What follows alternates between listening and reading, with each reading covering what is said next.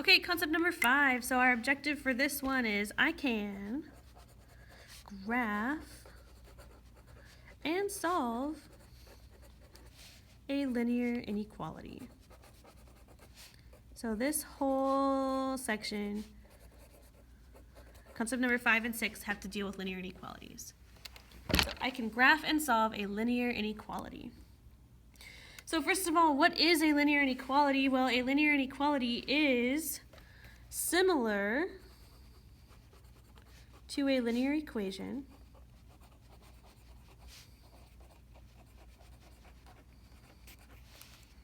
but uses an inequality symbol. That's pretty much it. Inequality symbol. That's it. So similar to a linear equation, but uses an inequality symbol. So what is a solution to a linear inequality? It is not one solution. It is all of the ordered pairs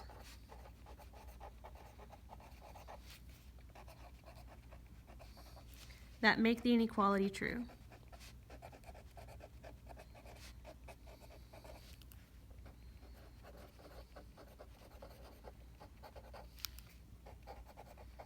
Okay, so it's not just one answer. There is a whole multitude of answers, and I'm going to show you how to show that on this paper. Okay, so for an example, determine which ordered pairs are solutions to the linear inequality below. Basically, we're going to plug these in, and do I get something that makes it true? So here's our xy. 2x minus 3y is less than 15. Okay, so we're just going to plug them in. So x is 2, so 2 times 2 minus 3 times 5 is less than 15. Well, let's see. 2 times 2 is 4. 3 times 5 is 15. 4 minus 15 is negative 11. Is negative 11 less than 15? Yes, it is. That satisfies. So we'll put a check mark by that one. Let's try another one. Negative 1, negative 7, xy. So 2 times negative 1 minus 3 times negative 7. Is that less than 15? 2 times negative 1 is negative 2. Negative 3 times negative 7 is a positive 21. Negative 2 plus 21 is 19. Is 19 less than 15? No, it is not. So this is a no. This does not work. Okay, so we got a couple more. 2 times 3 minus 3 times negative 4. Is that less than 15? Let's see, 2 times 3 is 6. Negative 3 times negative 4 is a positive 12. 6 plus 12 is 18. Is 18 less than 15? No, it is not. So that one does not work. And finally, 0, 0. 2 times 0 minus 3 times 0. Is that less than 15? Well, 0 minus 0 is just 0. Is 0 less than 15? Yes, it is. All right. So that's how you check to make sure something is a solution. Okay. So let's learn about graphing linear inequalities. So we'll fill this out and then we'll do some examples together. Okay, we have 8 examples, so we'll do 4 together. Okay, so graphing linear inequalities is a way to show all the ordered pairs that are solutions. Steps to graph. Put the inequality in slope-intercept form. Whenever you're going to graph something, you want it in slope-intercept form. Okay, that just makes it easier. Be sure to flip the inequality symbol if you multiply or divide by a negative number. That's really, really, really important. Don't forget to do that. Okay, let me zoom in a little bit here. Graph the line. Use a solid line for less than or equal to or greater than or equal to. If you have an underline underneath your inequality symbol, you're going to use a solid line.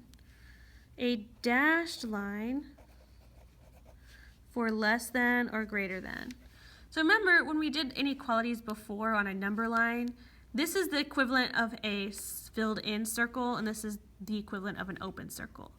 Okay, so that's how you're going to distinguish. So instead of like doing circles, you're actually doing lines. Okay, and then you're going to shade above for greater than or equal to, because you're just going to say, well, where are all the values that are bigger than this line? Well, they're above the line. Okay, you're going to shade below for less than or equal to symbols. Okay, because you're going to think, where are all the values that are less than this? Well, they're below it. Okay, so we'll do one example together in this video, and then in the next video, we are going to do some more together. Okay, so here's our first example. 2x minus 3y is less than 15, same thing as it was up here, interesting. So step number 1, put the inequality in slope-intercept form. Okay, so we need to get y by itself, so I'm going to subtract 2x. Okay. So now I have negative 3y is less than negative 2x plus 15. I still need to get y by itself, so I'm going to divide everything by negative 3. So y.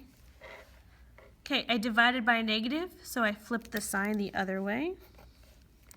Negative 2 divided by negative 3 is just positive 2 over 3x. Positive 15 divided by negative 3 is negative 5. Okay, so now I have a line that I can graph. I'm going to start at negative 5. 1, 2, 3, 4, 5. I'm going to go up 2 over 3. And that's all I can draw. So, do I use a solid line or a dashed line for this one? If you said dashed line, you are correct because it is a strictly greater than symbol. So I'm going to use a dashed line. So what I like to do is like to put my ruler and I just draw a little dashed line. Okay, so there's my line. But that's only my second step. I still have one more step to do. Where do I shade? Do I shade above the line or below the line?